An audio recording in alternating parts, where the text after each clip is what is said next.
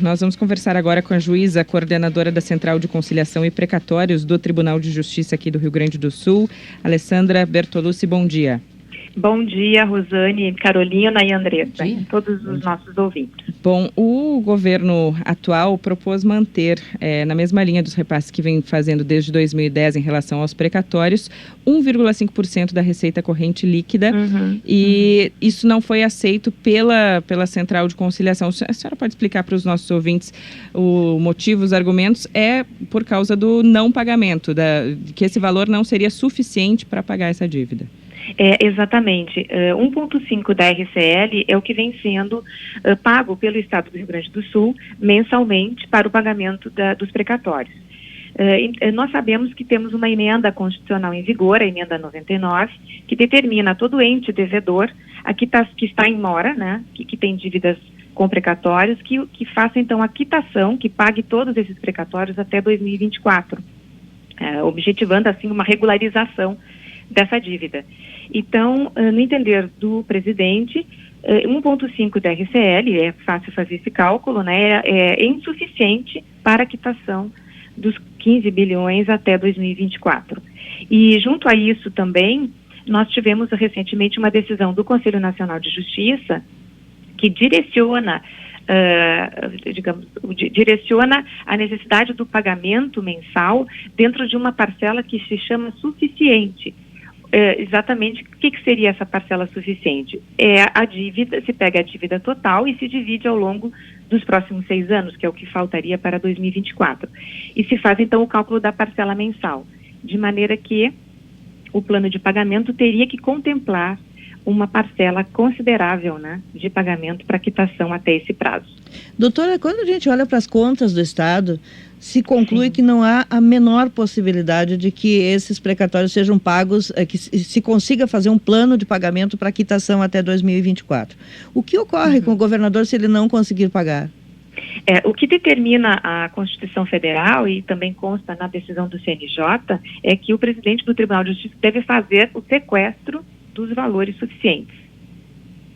Quer dizer, sequestrar os valores suficientes para pagar os precatórios significa que poderá sequestrar aquele dinheiro que seria usado no pagamento dos funcionários e das despesas do dia a dia. Inclusive afetaria, em tese pelo menos, os próprios poderes se houver um sequestro de recursos e faltar dinheiro para o repasse do 12º.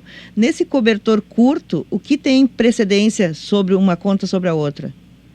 Nós não temos essa gerência, né? Porque quando se faz o bloqueio ou o sequestro, não se sabe quais valores vai se pegar, né? Acaba, às vezes, se pegando valores de despesas vinculadas. Então, não há como prever o que se poderia pegar. Num estado com uma situação gravíssima das contas públicas, como é o Rio Grande do Sul. E não há dúvida alguma que existem os precatórios, não se pode fechar os olhos para isso. Claro. Que acordo viável, concreto, pode se fazer dentro dessa situação?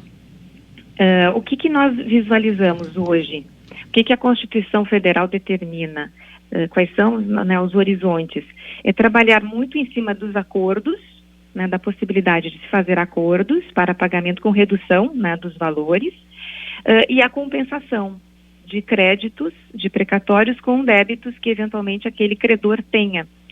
Então, a mim parece que o horizonte é esse, né, de aprimoramento desses dois instrumentos. E também existe, está previsto na Constituição, mas até o momento nós não temos notícia de nenhuma concretização, da possibilidade de um financiamento, de uma linha de crédito pela União para que venha em socorro dos entes devedores de precatórios. Mas isso também é algo que se espera tenha alguma notícia nos próximos meses. Mas isso não cairia dentro da lei de responsabilidade fiscal, porque no caso o Rio Grande do Sul não tem capacidade de endividamento. Se abriria uma exceção para esses casos ou não? Eu acredito, como está previsto na Constituição, eu imagino que o legislador lá tenha realmente ressalvado essa questão. É possível, sim. Me parece que sim. Bom, mais alguma pergunta, Carolina? Vocês estão na expectativa, então, porque isso me parece uma saída concreta, que o Estado possa tirar financiamento e, claro, se endividar mais para pagar esses precatórios. Vocês estão nessa expectativa ainda neste ano? Isso é questão para negociar com o próximo governo? Eu não teria como colocar exatamente quando, porque estão todos na expectativa, os municípios estão na expectativa, o Estado na expectativa, e isso é no Brasil inteiro, né? E nós, evidentemente, também. Eu não tenho assim, nenhuma informação de quando isso vai acontecer e se isso vai acontecer e qual o tamanho disso tudo, porque imaginam, é para o Brasil inteiro, não é só para o Rio Grande do Sul, né? Eu imagino que seja algo assim que esteja, se é que está, sendo analisado no todo, mas está lá na Constituição, né?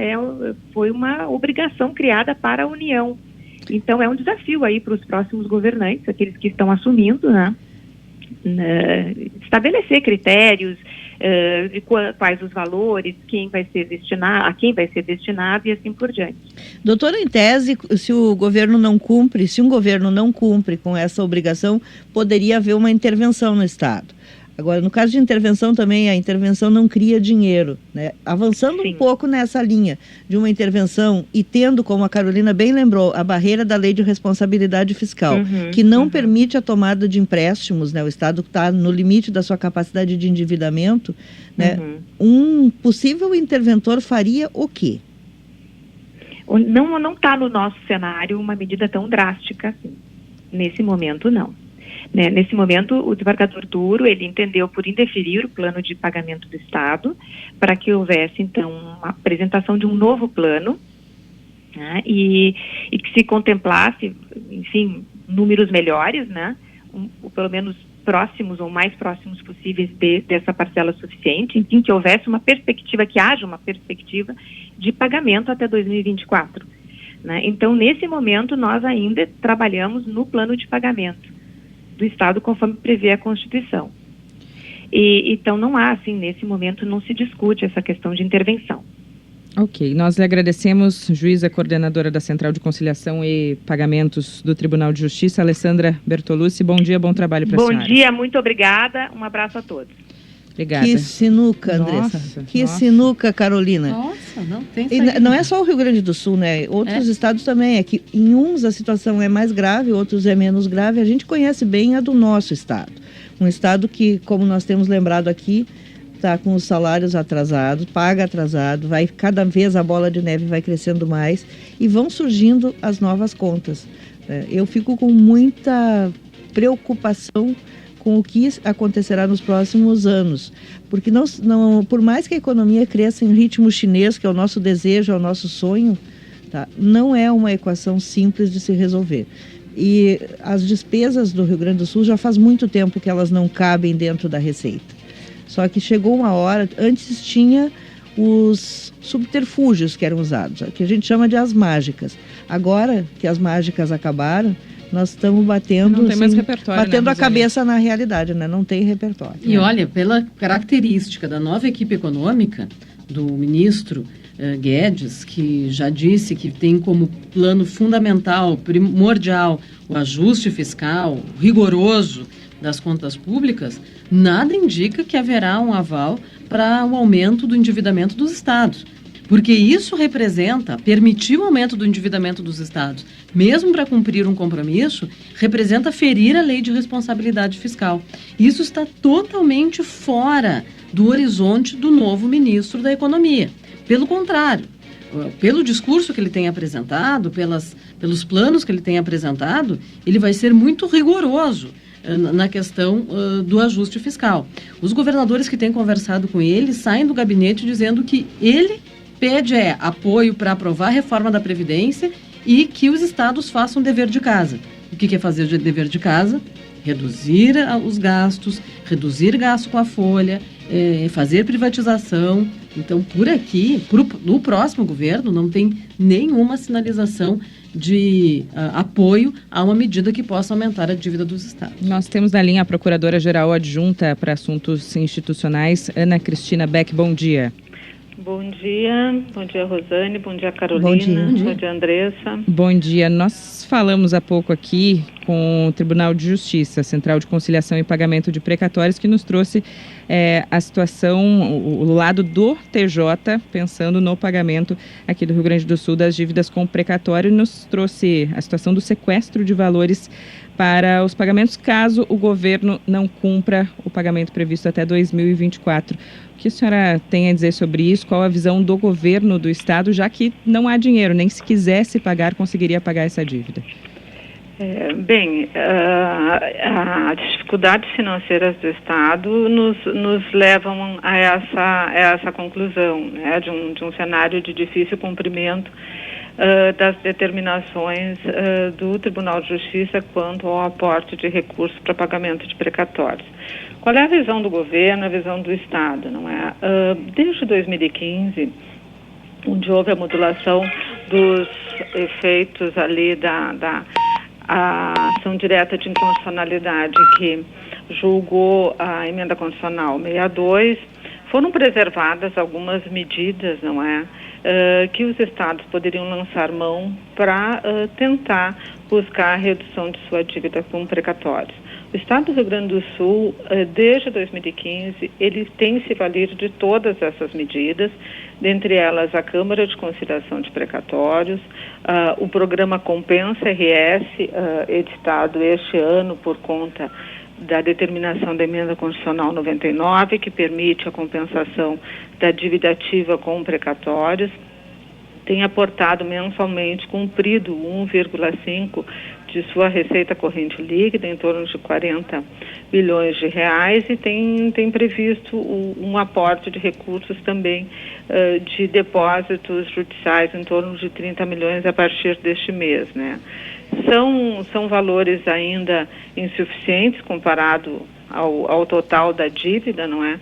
Mas aquilo que está ao alcance do Estado, o Estado vem cumprindo. Doutora, se houver o bloqueio dos recursos do sequestro, como falou a juíza, né, em que situação fica o Estado? Porque a gente sabe que o cobertor é curto, essa expressão até é meio clichê, né, mas tira de um lado, hoje já não está conseguindo pagar nem o salário. Se houver sequestro de recursos para pagamento de precatórios, há a possibilidade de o governo, por exemplo, atrasar o repasse do 12º para os outros poderes? Olha, é uma medida que nós vamos ter que sentar e conversar, né? Nós temos esse cenário de recursos limitados, não é? E esta é uma possibilidade, porque, veja bem, outros estados já discutiram a questão do repasse dos 12º, não é? E o Estado do Rio Grande do Sul encaminhou uma emenda constitucional para fazer essa equalização nos repasses dos 12º de acordo com a receita real. Mas o nosso diálogo com o Tribunal de Justiça, ele sempre foi muito aberto, muito realista, não é? E acreditamos que nós estamos agora numa segunda etapa, né, após o indeferimento do plano que foi apresentado, para que nós consigamos aí fechar algumas alternativas para o próximo ano, evidentemente tendo que ter aí a compreensão do Poder Judiciário. Doutora, nós estamos super atrasados, mas eu tenho que lhe perguntar rapidinho para encerrar. A PGE vai entrar, em que situação está a ação para impedir o pagamento dessa conta milionária, mais de 600 milhões de URVs atrasadas para o Tribunal de Contas e para a Assembleia Legislativa? Essa situação está sendo estudada aqui pela Procuradoria e nós, na sequência, nós vamos poder nos posicionar melhor. Ok, nós lhe agradecemos, Procuradora-Geral Adjunta para Assuntos Institucionais, Ana Cristina Becker. Bom dia e bom trabalho para a senhora. Bom dia, igualmente. Até lá.